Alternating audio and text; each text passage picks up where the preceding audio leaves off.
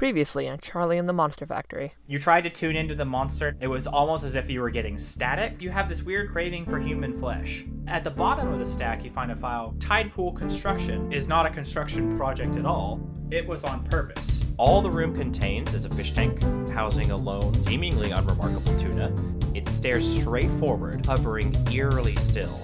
And the rest of you notice that Charlie's eyes have become blank, as he stands motionless in a sort of hypnotic trance.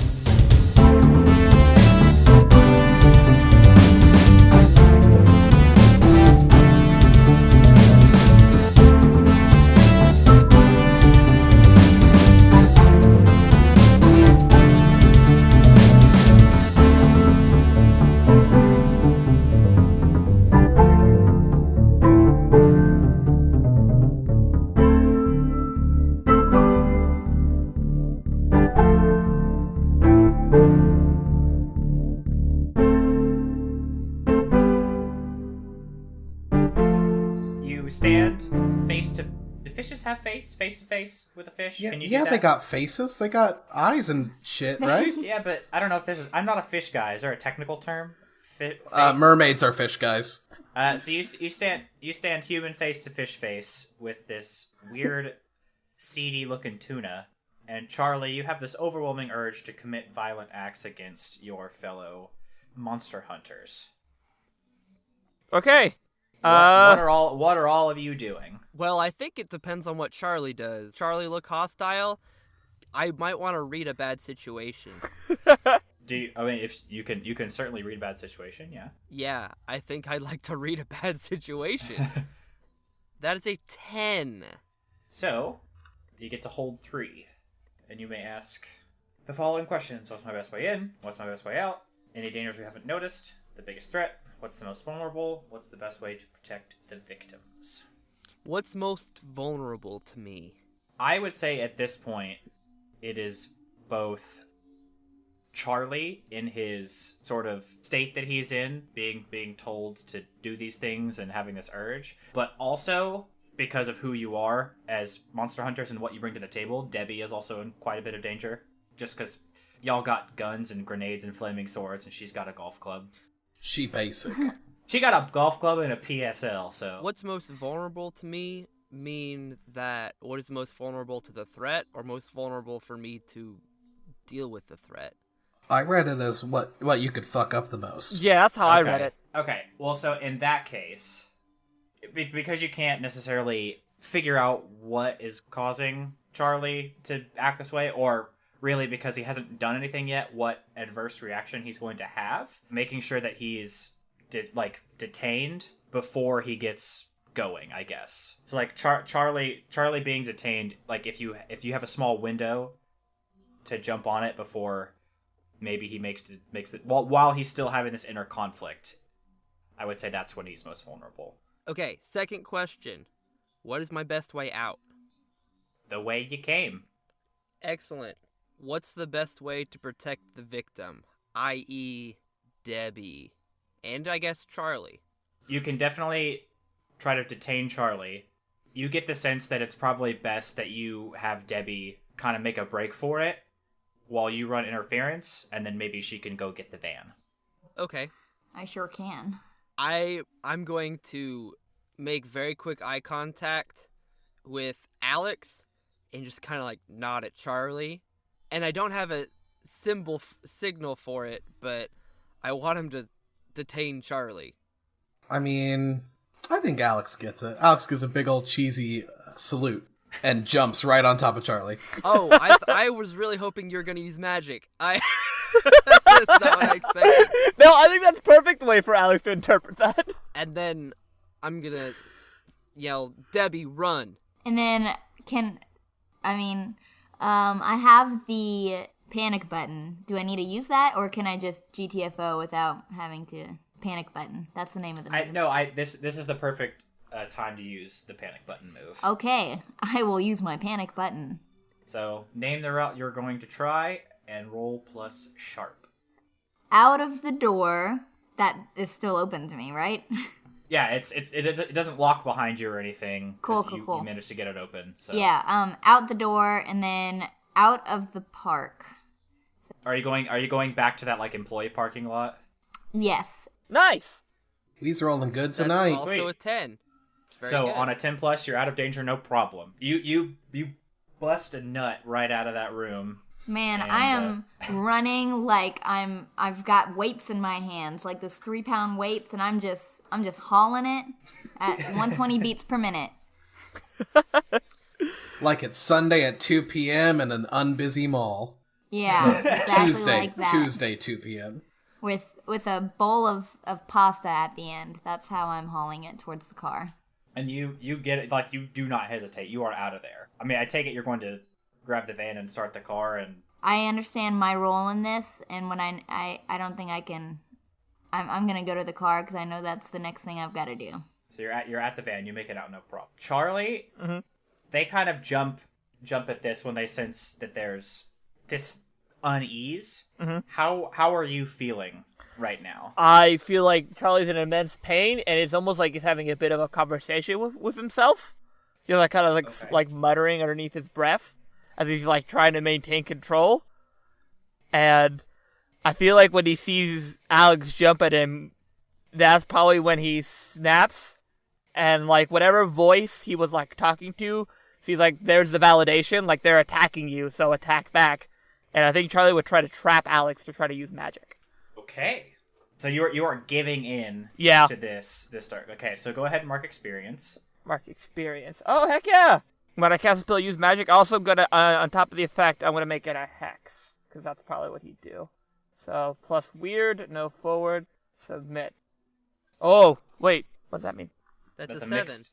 Your use magic roll Mhm. has your effect that you choose, but also a glitch. So when you hex, you can additionally choose from the following effects: the target attracts a disease, the target immediately suffers harm to harm, magic, ignore armor, or the target breaks something precious or important. So you can't, you don't have to. Those are just what you can choose as part of your use magic roll, and then you also need to tell me what the glitch is. I will say, I won't use any of those hex because I don't actually like any of those. I think it should have a problematic side effect. Like I trap Alex, but maybe something else happens. Oh, yeah, I like that. So Charlie, you give in to this sort of dark, spooky urge, and this wave of force almost reflexively emanates from you and forces Alex to the ground and off of you. But that wave of force, because it was so instant and so reflexive, kind of pulses outward and forms a crack in the tank that currently holds this fish. And this fish now is very agitated. Previously, it had kind of locked eyes with you, and now it's frantically swimming from side to side. It looks very aggravated. It does not like that this tank has been cracked, but it's also quite worked up at sort of the energy that you're bringing to the party now. Charlie, under his breath, says, "Are you happy?" And then, like, slowly turns to Hawk as he sees that. How big is the tank? How big is the fish tank? It's like a standard sort of rectangular fish tank. I mean, I imagine it holds... Is it easy to pick up? No, God, it's full of water. So it's not easy to pick up. No, it's like a... I mean, it's only got the one fish in it, but it's like your standard, like... I mean, we'll call it 10 gallons of water that Okay. it holds. I cock my gun and point it directly at the fish tank, wherever the fish is. It's moving around, but you can certainly, just shoot the glass. I know, that's kind of the threat that I'm posing. I just point the gun directly at the fish tank. What are you hoping to accomplish with this move? Look, Tuna, I will pull this trigger if you do not let go of Charlie. I will do it. You let go with Charlie. I think I'm actually kind of looking at Charlie while I say this, as if the fish will talk through Charlie, not expecting anything to happen. Like, I don't know what's going to happen. This is a very new situation to Hawk. Look, Mr. Fish, and that's me being polite, I need you to let go of my good friend Charlie, or you will die. Either via the bullet, or via the air going through your gills. You get to pick. So, with with this sort of threat, both the fish and Charlie slowly turn to face you, and there's a moment where clearly it's very tense, but there's this stillness, like before the calm before the storm, as it were. And a single tumbleweed comes into frame, rolls right across. You hear like yeah, there it is. I was also thinking that. This town ain't big enough for the two of us. There's 3 of us. I take my That's thumb what I meant. and I pull Alex is back. also here. Okay, that's a good point. I'm going to pull back the hammer with my right thumb as the stillness continues. You got 5 more seconds. 3 more seconds. 3 more seconds before I pull this trigger. 3. All right, and you're pointing the gun at the tank? At the tank. 2. Charlie, your eyes are still locked on Hawk, and almost like unwillingly, the words escape your mouth. Do it. I'm sorry. Can you say that again, like Chancellor? Do it. Thank you. That's the canon tuna voice now. Like, I don't ask for much in this game, but Unlimited power! I am the ocean. I'm glad we can laugh in this tense situation. All right, so you fire at the tank? I fire at the tank. The tank explodes as it is no match for your literal gun. Yeah, that's what I thought. Don't fucking tempt me, fish. It's a big glass house. And that's it. We've slayed the tank. We slayed the monster. People Adventure say don't over. throw rocks at glass houses. Well, I brought a fucking gun. So you smash this tank to pieces, and glass kind of flies everywhere, and water just starts seeping out all over the floor. And you didn't hit the tuna like directly with the blast, and it in the shatter it kind of like pops up and flails out on top of the table where the tank was sitting, and it's flopping up and down very, very actively. It's no longer looking directly at you, and it doesn't seem to be concerned with kind of the situation. It's more about survival now, as its sort of natural instincts have taken over, and it's gasping for air. You mean water? Well, the water that is the air. What a the water thing. that is the water that is its air. It's doing the thing that fish do when it's not in water no more. Paint me Yeah. a word picture. It's suffocating. It's dying. Is Charlie also kind of gasping for breath at this point? So with that blast and the fact that this fish's natural instincts have taken over, yes, Charlie, you in a sort of daze come to your senses. You no longer feel this urge, this darkness. It feels as though it's left. Charlie instantly clutches his hand back to his chest, and then sees what he trying to assess the situation. Sees the fish is confused, and then sees Alex on the ground and starts to realize what he's doing and tries to go help Alex up. We need to get this fish Ghostbusters right now. We gotta take this to the fort, and it needs to live. This thing needs to live so we can test it. You got magic? I can't scoop up water with my hands as I'm frantically trying to scoop up water with my hands in order to save the fish. There's a sink in the room, that you would find in a lab. I run over to the sink. I want there to be just enough water in the sink for this fish to not be able to swim, but enough water for it to breathe. For it to do whatever fish do underwater.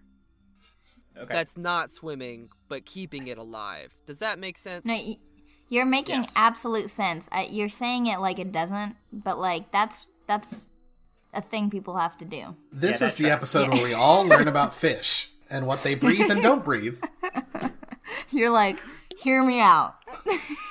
So I what wanted if there to was be what able if to there was breathe. a place that the fish could breathe but not die, but also be alive? I mean, it's like us tied up on a chair. We can usually still breathe even though we're not moving. So you're Imagine good. a You make glass sense. full of water, but instead of a glass, it's a I want to sink. do that, and then when it's stable, Actually, Punch it.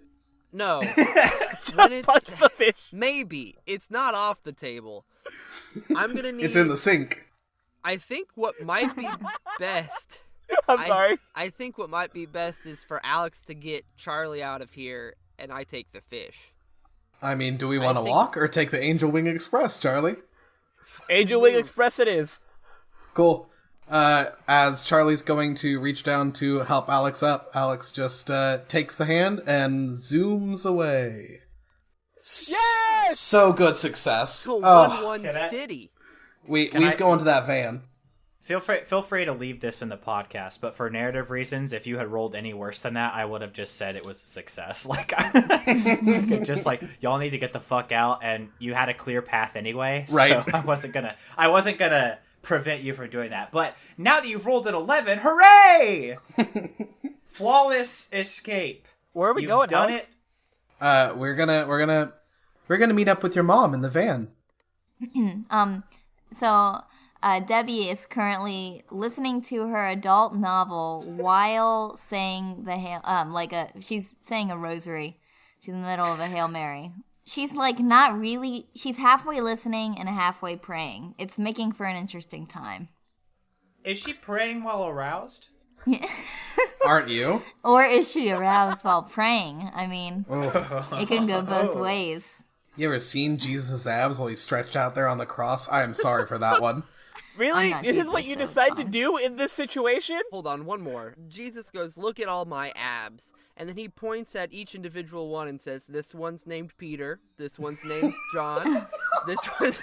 The 12 disciples actually has 12-pack abs. Yeah, exactly. That's, This okay. one's named Peter, who was named Simon.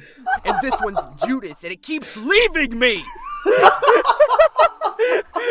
Yeah, the apostles, when they wrote down the Bible, they changed a lot of things. People don't understand how many liberties they've taken. But they Also, were his 4 abs. of his abs wrote those gospels. Yeah, exactly. Well, people just praised him all the time, of course. Yeah. Well, and it was really weird because when he was like doing his sit-ups in the morning, people were like, Matthew, Mark, Luke, John. So we poof in. Oh, hi. This is what you decide to be doing right now? Oh, well, yeah, I was praying about you, and I was all This is praying? Oh, well, you know, there are several different kinds of prayer, and this is one of them. Yeah. We need to get Hawk. We need to get moving. We need to go get Hawk. Okay. Wait. Or where am I? I'm driving there. No, don't. Don't get me. You don't need me. I sent you away. I told you to go away. Don't come back. Oops. My bad. Something is telling me we need to stay here. I think we need to go away. We need to go away. Oh. Okay. Well. Where is it that you want to go? Anywhere but here. All right. Let's go get some ice cream. So, Hawk, you are in the lab with a fish in the sink and glass and water everywhere. What do you do? I try to find a glass container that is big enough to hold the fish and some water, and that's it. Not a tank, but like a beaker, you know? There aren't any beakers like big enough to contain a tuna, Damn. since it's a slightly bigger fish. You can, however, find like some plastic garbage bags that are like hell yeah. they look to be like new garbage bags that have just been like replaced. That is in the room. 100% what I'm going to use to transport this tuna to Fort Silicum. I'm going to take just enough water and the fish, and then I'm going to tie it up real close, and I hope that these are like see-through so I can look at it in its eyes. They're like the transparent scented kind. Yes. So there's like a slight air of vanilla. Yeah. I'm gonna call. I don't trust Wilson to have a car. Honestly, I don't think he has a car. I'm gonna. Bring. No, I'm not getting this thing near Bring, Charlie bring. again. I'll answer the phone. Hey, Charlie, get away from here. I will call you back when I'm done. go get some ice cream or something. You've earned Oh, it. I was But you and just this- about to ask you. We're currently in the drive-thru. Do you want a shake or a malt? A shake. I don't What know. flavor? I mean, just chocolate is fine. That's good with me. I'll Okay, put cool. it just Do like you need put any it- help? Do you have a plan? Yeah, I got a plan. Just Okay, chill cool. out. I'm good. Okay, we'll put it in the freezer. It'll be a good coffee. Yeah, I gotta call another person real fast. Bye, Charlie. I'm gonna call up Nakoma Raymond, and because we seem to be friendly, and she's one of the 3 people that I know that work. That I, Aubrey, know that work for Ghostbusters. Fair enough. Does she answer? Hello there. Hey, Nakoma, it's me, Hawk. Look, here's the deal. I need a ride. It's work related. It's 100% work related. Don't think that this is anything weird or whatever. I can't call Pike because that'll piss him off. I'll lose some salary, and I don't think Wilson's got a car. Is there any way you can pick me up from the zoo/aquarium on Defiance Point? I got a tuna. I think I'm gonna name him Albert Core. I think it's clever. Anyways, can you pick me up and take me to the fort to get this monster analyzed? Oh, It's not a normal tuna. I should also say it's not a normal tuna. It's got psychic powers. Pretty fucking weird, right? Yeah, I'm pretty sleepy and it's late, so yeah, let me just, I don't know, get my shoes on and you said you were at the aquarium? Yeah, I'm at the aquarium. I would take an Uber, but I'm a little afraid this thing would take over the driver and try to kill me. I don't know what this thing is capable of. Yeah, I'll see what I can do. I'll be there as soon as I can, okay? Yeah, no, it's all right. See ya, Nakoma. Thanks. All right, we jump cut to you waiting for Nakoma. Are you waiting outside like the front entrance where the normal parking lot is, or are you around back? And I by think that I've raided employee? one of the places that sells ice cream, and I'm sitting there with an ice cream cone because I didn't want to wait for the shake. Like like one of those fun dipped ice cream cones from like Dairy Queen. That's what it looks Yes. like I'm eating. Yes. Okay, perfect. So Nakoma drives up and is like, "All right, Hawk, you getting in?" Hold on. I scarf down the rest of the ice cream in like one bite, and it's not good, but I do it anyways, and I'm like, oh, brain freeze. Oh, and I get in the car. Okay. That's that. Well, sure do appreciate you finishing your ice cream. Sorry, Hawk, what is going on? This is Albert, and I hold up the garbage bag that has a tuna in it. And Albert's a very bad fish that has done some very bad things. Okay, so you got a fish and you want to take it to the fort? Yeah, 'cause it's a monster, like a bad one. Okay. It's a titan. I forget Okay. that's how we refer to bad things in Ghostbusters. It's a titan. Okay, yeah. Well, okay. I guess let's just go. And so she pulls out of the parking lot and heads there. So, you want to explain to me what happened and why you were at the zoo at this time? This wasn't official business, was it? It was. Everything I do is Oh. technically official business, as long as I tell people that I'm going to do it. And I told Pike I was going to do it. Apart from the car and the ride, I guess I don't know what help I can be. Oh no! All I needed was the ride. My car's back. My car is still at the fort. Okay. Yeah. Well, I'm guessing you want me to keep my mouth shut for the time being. Nah, it's really no. Seriously, like I can't emphasize this enough. This is totally legal business, and it's not a big deal. This is just a fish that I found that attacked some kids in a tide pool, and then when I went to go get it, took over my partner when I was there, and then now I have the fish. I look at Albert the tuna and I say, I can't wait to slow roast you. It does not appear to react. Hey guys, earlier you said official business, right? All right, what happens from here? Because I'm just going to take it into the fort and I'm going to put it in a, well, I don't know if we have a tank, but I'm going to put it in some kind of glass thing. And honestly, I'm just going to sit there with it throughout the night fort- until people show up. Yeah, the fort would have a sort of holding area, so you can put it in a tank, which is then behind like glass that you can see through, but it can't get out, and you have to like scan and scout. Imagine, those like holding chambers from the Flash that they use for like all the villains. Yep, it's just that. I'm down. Basically with it. that. But except that inside it is a tank, and then inside that tank is the fish. Okay, what happens next? And well, you sit with it all night, and for all intents and purposes, it seems to be kind of a normal fish. It doesn't seem aggravated. It doesn't try to kill anybody. But you watch it all night just to be sure. And in the morning, what are you hoping to accomplish? Who do you want to go to next for next steps? I'm gonna create an NPC right now. You ready? I'm gonna call Larry Gaffler, Oh my gosh. who is our cryptozoologist. That is not necessarily on call, but is around. He kind of looks into things like Bigfoot and the Chupacabra and whatnot.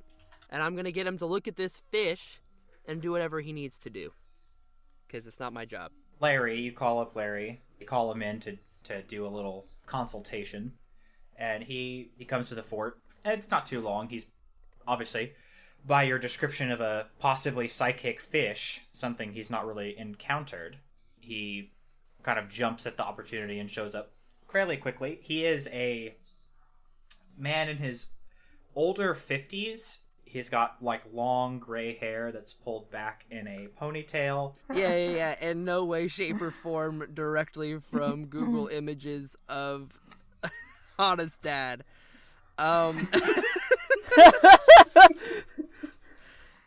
Okay, this is literally what he wears to work. Here we go. It's a white button-down shirt with a t-shirt under it that you could totally see whatever it is he's wearing under his white button-down shirt.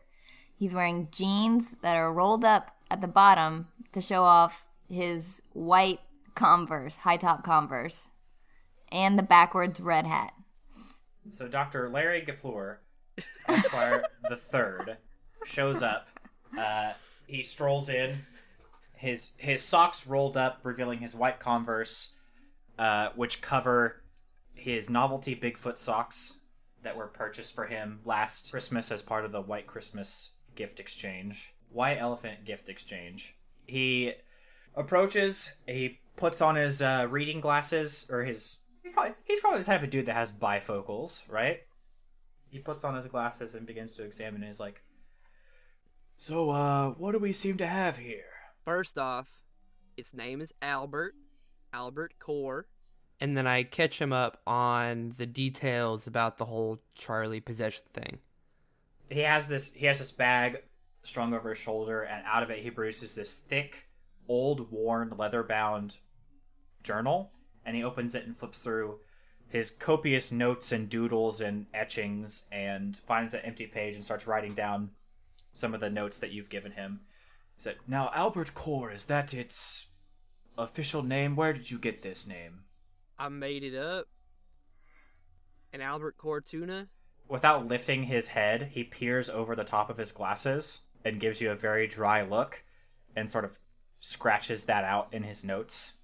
He had some sort of psychic link with Charlie. I mean, it was more like a take over his mind and tell him to murder us kind of thing. Charlie is the only one that's had this issue? Yup. That's it. Hasn't taken over my mind or anything. But Charlie's mind, yes. It is aware enough to where it makes eye contact with whoever it feels threatened by. It stared at me for a very long time yesterday. Charlie has made contact with monsters before? Kinda. He gets these headaches when there are evil things around. So like with the butcher off 7th Street, the werewolf, Charlie doesn't have any kind of connection with that one. But with this thing, it's bad. And then when he leaned into it, because somehow he could know their thoughts or something like that, he had a hard time pinning it down as to where it was.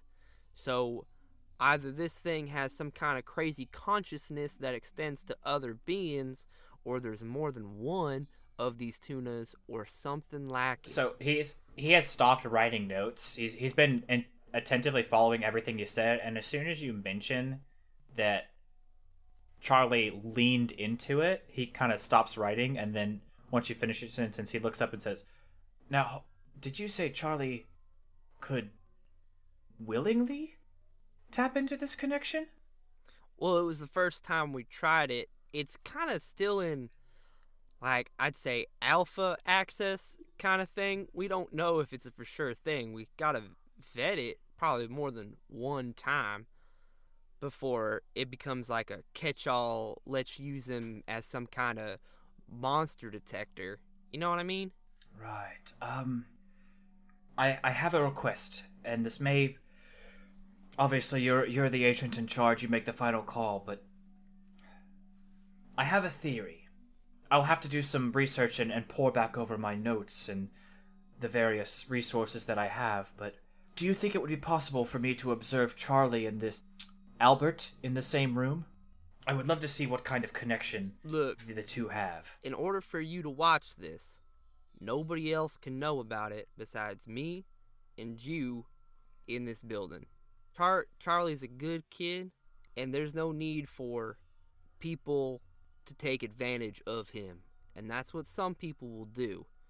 I'm not pointing at anybody specifically, but you know, just for his protection, if I bring him in here with the fish, I'm going to turn the cameras off, and you're not going to mention a word to it. Otherwise, there's no deal. I can do that. Give me a day or so to prepare and pour through my notes and make some formal hypotheses, and I'll be back. Does that sound good? Sounds good, Larry? Okay, so he leaves, and you make plans to see him in a couple days. Hey everybody, Austin here, your keeper of monsters and mysteries. Thank you so much for listening to this episode and for all the episodes that you listened to before.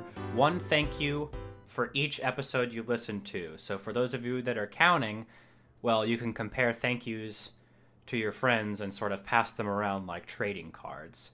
But in all seriousness, we really appreciate all the support that we've gotten. We're really enjoying putting this podcast together for you, and your support means the whole world. So if you're enjoying it, please share it with a friend. Talk to us on social media. We'd love to hear everything that you have to say. Hit up those reviews. We really appreciate not only your support, but your feedback, because it helps us grow into a better show. Speaking of social media, you can find us on any of our outlets. Our Twitter handle is @CharlieMonPod. We also have a Facebook page. You can also find us on the Positive Thoughts Network, which is found at positivethoughts.com. That's PODSITIVE thoughts.com. It's there that you'll find this podcast, as well as a couple of other pretty good shows. Shows like Boss Fight with Austin and Aubrey, that Austin and Aubrey, which is myself and Aubrey from this podcast, also do another podcast called Boss Fight, where we do questions. There's also Okay So Hear Me Out. It's a great show that is an imagination exploratorium. We also have If You Give a Mouse a Dagger, which is Aubrey's new sort of fate campaign taking place in the Redwall universe. There's great shows. You're going to love them. Please go check them out and share them with all of your friends. So, as far as this release schedule goes, we're finally going to be back on track. So that means next episode is going to be out March 28th, and we're going to try to stick as close as we can to that every 2 weeks release schedule. And some exciting news, Aubrey and Hannah are actually going to be at a few cons coming up. So Aubrey is going to be running some Monster of the Week, Fate, and a brand new RPG campaign that he himself has designed. The Paws and Claws system has come out of the If You Give a Mouse a Dagger podcast and Aubrey's experience running a campaign set in the Redwall universe. So it's going to be a tabletop system that includes the importance of food and bravery and animals going on these great adventures that is so critical and so well known in the Brian Jacques universe. It's going to be really great. Aubrey's really excited to roll it out, and we're excited to have that featured on the network. So keep an eye out for that. Game Expo 4.0 in San Antonio is going to be March 15th through 17th, and Aubrey will be there. MagCon 2019 in Houston on April 6th and 7th is also on the list.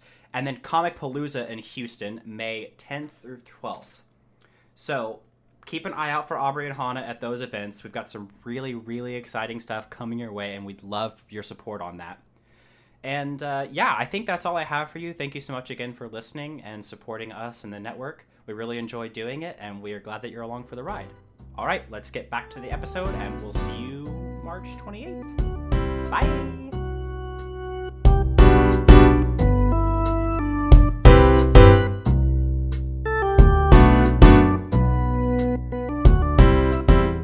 It's post the night of the fish incident.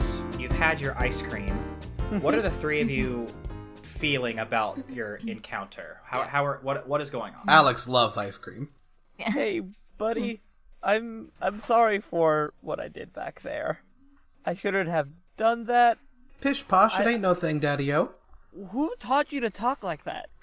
I've been watching late night television. That explains a lot. No more Mom's audiobooks? Sometimes. I'm learning so much. Oh, that's what I'm afraid of. Charlie's a little bit shaken, but not deterred. And I feel like, as this is going on, he's trying to kind of do the tune-in, maneuver repeatedly. And I'm wondering if he's getting any sort of, feedback to it. Or is it just, or is it, at this point, just kind of faded? I think there's almost a sort of soreness, like a lingering headache. It's not piercing or aching, and it doesn't feel as strong. It just feels kind of like you feel like you were really, really upset, really sick almost, and now you're just kind of on the back end. So it's just kind of what's remaining. Okay. So after kind of trying for a little bit and not really getting anything, he kind of just enjoys his cookies and cream milkshake and is just trying to put the whole thing behind him, but his head's swirling with ideas as to why are we connected? Why can I communicate with him? Was that it or was that me? What happened? I feel like these are all very good questions, and there's a certain frustration that comes with it because you don't feel like you have answers just yet. Mm-hmm. You were able to tap into this sort of connection without really knowing what the outcome actually was. You couldn't get a read. You don't know too much concrete evidence about it. You don't know if this is unique to this monster or anything. Mm-hmm. So I think there's definitely a lot of questions and not a ton of answers. Yeah. Yet. Okay. I feel like that's the motivating end thought for him is I don't have any answers for these questions for now. So what on your agenda in your sort of personal journey, what do you think is Charlie's goal now? What are you working toward? Charlie's goal immediate goal would be he wants to talk to the fish again. He wants to not bond with it, but communicate with it again because it's the only lead he really has to right now. It's the only connection I've felt in years. And I think the other thing that Charlie wants to do is actually check on the people from the shooting range, especially the guy he made vomit. They might not remember him, but he wants to go and talk to them, or at least check on them. How are they doing? Are there any side effects from their tempering? Is the guy still vomiting? Does it have to be over this course? It could be over the next couple of days while we're waiting for this meetup. That is a good way for you to pass the time, I think. So we'll say that it's the weekend, so you don't have classes, and it's not going to be until Monday, let's say, that Larry LaFleur is going to be back for this sort of encounter. So you've got some time to spare, and as you sort of look into this encounter at the gun range, Hawk was definitely able to get you some inside information about police investigations surrounding that, because you've seen the news lately. Police are actively investigating. It seems to be the talk of sort of the town, because this is a very strange thing that's happened. Mm-hmm. You've wiped the memories of lots of people, and they don't know what happened. There's seemingly no evidence, but definitely something happened. Mm-hmm. And so Hawk is able to give you the inside scoop about who was there, where police are on their leads. But you have to tread very, very carefully so as not to out yourself. Okay. That you had involvement, right? So how are you wanting to approach this sort of investigation? Oh boy, I didn't think that far ahead. I mean, are you trying to find everyone that was affected? Are you going back to the gun range? What are you? I think you want to find out who is the guy that who's the guy that he hexed. Like, that was the owner of the gun range, right? Yes. So he would start looking as to who owned that gun range first. Okay. And then after that, try to find a way of either tracking him down or figuring out a way to kind of check in on him. Like, if he searches him on Facebook, does he post a status, oh, not feeling well today, or that sort of thing. I want to say for the record that Alex is the one who technically made all of their memories go away, and Alex does not care. Not angry, not sad, like, feels literally nothing about it. It just had to be done, so Alex did it. Just for the record. Yeah, Yes. no, I agree. But Charlie definitely feels guilty about it having to force you to do that. Shh, Alex don't care. Or put it in a situation. Not for, like, your feelings. I feel like after being around you for so long that he's aware of that sort of thing. But more for his own peace of mind. If that kind of informs the scene a little bit. In your sort of personal research, finding the ownership of the gun range and with the inside information you're able to get from Hawk, you find much to your relief that the owner is okay. Most of what he was experiencing was kind of just sort of like an adverse reaction to not ever having been magicked before. So the vomiting, nausea was just kind of this energy coming into contact with a sort of source that's never had to deal with that before and trying to reject it. So he is currently out of town, is on vacation, you learn, as sort of a recovery, but he's okay. So you can rest assured that your spooky side has not gotten the better of you yet, but obviously do be more careful. After that, I don't think Charlie can really do anything. The only lead he has is the fish. What I want to do now is and back when Debbie found herself in the home of Susie and Rick Douglas, their neighbors. Yes. And you said you were definitely going to have dinner. Yeah. I think that's this Saturday night. Oh. No. I kind of want to explore that a little bit. Cool. What's Debbie's situation vis-a-vis, shaved legs? Is the cute underwear coming on today? I mean... So, yes, I am planning to bring my world-famous casserole with Brussels sprouts. My famous Brussels sprout casserole. And, It's just Brussels sprouts. Yeah, and Brussels sprouts and cheese, that's all it is. So I'm bringing those. I'm wearing some I'm wearing some nice lotion, and I have put my hair up in an updo, and I've told myself that I am just great looking just the way I am. It doesn't matter that I've put on 5 pounds since me and the Douglases live next to each other. We're all good. They're not gonna notice. And I'm walking out the door. So you arrive at the Douglas residence, and they greet you. Oh, Debbie, come in. How are you? Oh, I'm doing just so well, Steph. Wait, is Stephanie? I can't remember. That's Susan and Richard. Okay. They go by Susie and Rick. Oh, Sue and Rick. Does he go by Richard or does he go by Dick or Rick? Because okay. Hi, Sue. Hi, Rick. I've just missed you guys so much. How have you been? Oh, well, we've just been, we haven't been doing much, honestly. Rick's been working so late, so recently. But come in. We didn't, come in. Yeah. We'll have, let's grab a drink and we'll sit. Oh, okay, if you insist. You sit down and Rick grabs you all a glass of wine from the kitchen and sits down and is like, so, Debbie, tell me, so Susie was telling me that you had sort of a weird encounter. I guess it was a few weeks ago now. Where you just kind of showed up at the house. What was going on? You know, it was really just a silly thing, and, darn it, I can't even really remember. So many things have happened between now and then, but, I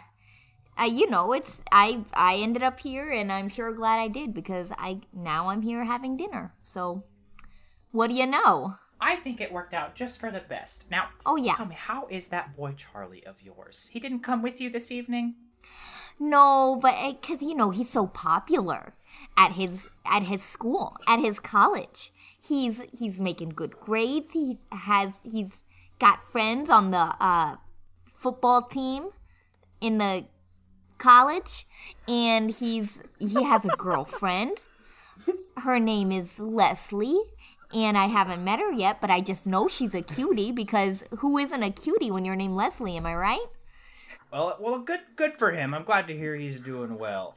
Now, now I have to ask, Debbie, have you heard about some of the stuff that's going on, the things that people are talking about? It just seems so crazy, doesn't it? I'm not sure what you're talking about. Oh, I've heard on the news that you heard what happened at that shooting range, didn't you? Oh no, I have no idea. I haven't been watching secular TV.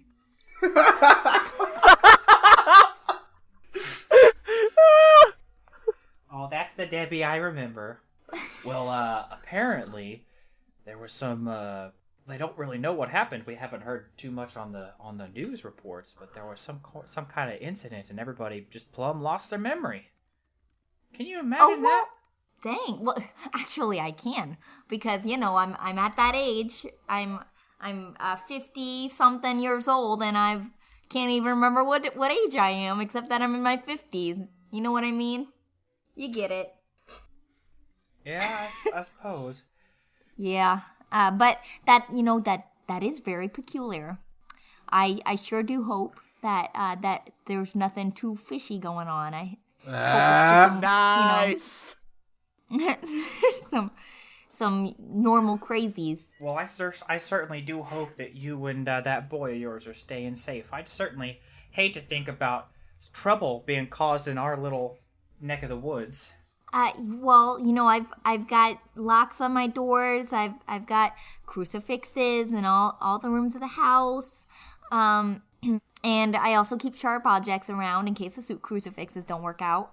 But and a golf club. We're good. We're gonna be just fine. We've always made it, just me and Charlie. So you don't have to worry about us. Now, you guys, how are you guys seeing anything weird in these parts, or should I be worried about you? What? Oh, well, Rick's been taking up so much time up at the airport that he hasn't been around much, and he's kind of just heard the news.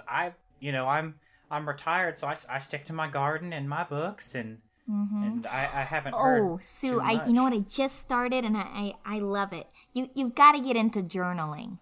I've got like 10 fancy pens, and I've got this journal, and I make lists for myself, and then I box it up, and I make it look really neat, and it's the most satisfying part of my day. And I've got a little prayer section of my journals, and I have exactly the meals that I'm eating, and I just feel so darned organized. Have you ever done that? Oh, It's what no, all the kids are doing these days. They're just literally listing everything that they do in a book. No, I haven't. Well, I tell you what. Dinner's almost ready. I'm going to excuse myself. I'll get it all on the table. You just enjoy, okay? Okay. Enjoy what? Susie, Your husband? Yes. So Susie leaves the room to kind of get dinner ready, and Rick kind of levels with you and says, Debbie, is there something going on? Whoa. No. What I can't figure out, I don't think we ever told you where we lived after we moved. That's rude. Yeah, no, I mean, I knew somehow. I must have run into Sue at the store or something. If you say so. I just don't want you getting in any trouble now. I know Susie is good good old friend of yours, and You know what? I don't need you to explain to me. Like, this feels weird. What exactly do you think I'm doing? I've been your neighbor. I was your neighbor for years, and I'm getting a funny feeling that you don't trust me or something. You don't have to tell me to be safe and to be careful, and also accuse me of something at the same time, sir. His furrowed brow kind of relaxes, and he smiles as he exhales. He's like, "I know you. I know you can take care of yourself. I just worry is all, you know." Well, yes, I understand that. I mean, you are that type. Well, anyway, I think dinner's ready. So let's enjoy. And Sweet. With that, we can cut to. Man, what a dick, am I right? Oh boy. Because his name's accusations. Richard, I get it. So let's cut to the meeting. How are you all preparing yourselves? I think it's basically the same way we did the brain scan. So is it all of you? I think Charlie starts trying to remembering a really happy feeling, and is just remembering that memory, or a really happy memory, just keeping that in his head, is hoping that once, like, he starts getting, I don't know, faltering in his will, like a maybe Patronus. thinking of that happy memory. Yeah. So you're sort of repeating this mantra to you as you're getting ready to, I don't know, formally begin the observation process. Mm-hmm. And Larry shows up and he's like, "Okay, now I've done some research, and while telepathy and telekinesis and that sort of suite of powers are common in crypto mythology, I've never quite heard anything like what you're describing. So I did some digging, and I have a couple of theories, but, well, I need to do some more observation to be sure that any of them have any merit." Okay, well, let's give you some data. How are you setting this up to ensure Charlie can be contained, everything's safe, yada yada yada? I think I bring Alex. It's like the Okay. first time that Hawk has ever gone out of his way to ask Alex to be somewhere, and it doesn't sit right with him, but he does it anyways, because having Alex have the ability to, like, restrain Charlie magically with some kind of holy magic seems like the best way to kind of disregard spoopy magic, you know? Yes. I mean? Charlie chimes in as like, if it's a lot easier for me to do magic when I have my pocket watch. What if you just have something set up so if I start to lose control, you pull my pocket watch out of my hand? How about we try it without it first, and then if you need it, I'll give it to you. That's a fair point. I like that. And then I'll tie a string around it, and I'll yank it from your hand. Yeah. Not a string, something actually sturdy. Maybe a cable of some kind. Yeah. Let's begin. So Charlie, you situate yourself in front of this tank, and the glass that was sealing that chamber where the fish is locked opens, and it's still sitting in the tank, and it kind of floats there just for a second. It doesn't seem to react, and then kind of slows down and turns to face you. Mm-hmm.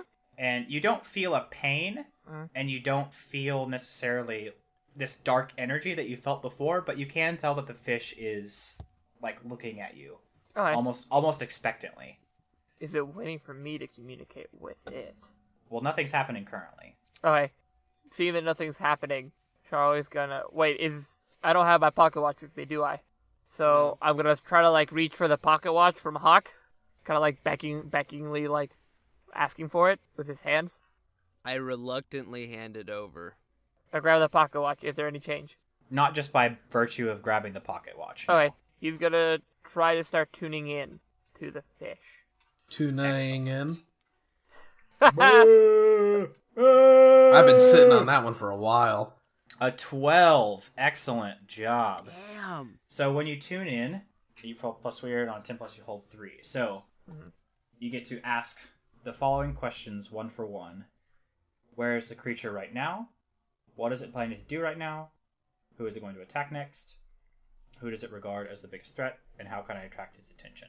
So before you ask, you take this breath, you focus your energy on this memory that you're having with the pocket watch, and you're trying to juxtapose that with your sort of giving into the dark side, so to speak, trying to make this connection that you seemingly have with the monster, and your mind starts to race, and you feel like you're drifting off to another place, although you know you haven't left.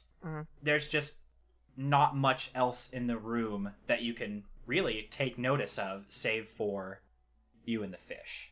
Okay.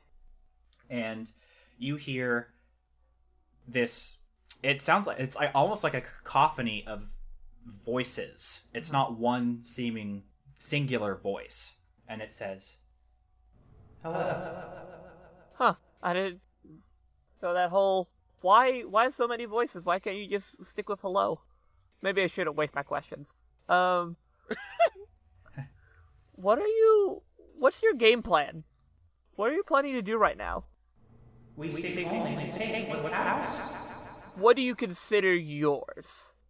That which was stolen from us by you. Oh, see. Do I only have one more question, or are we just having a conversation right now? These technically aren't like part of the questions you can ask when you're tuning in, but we can rope them in. That ties into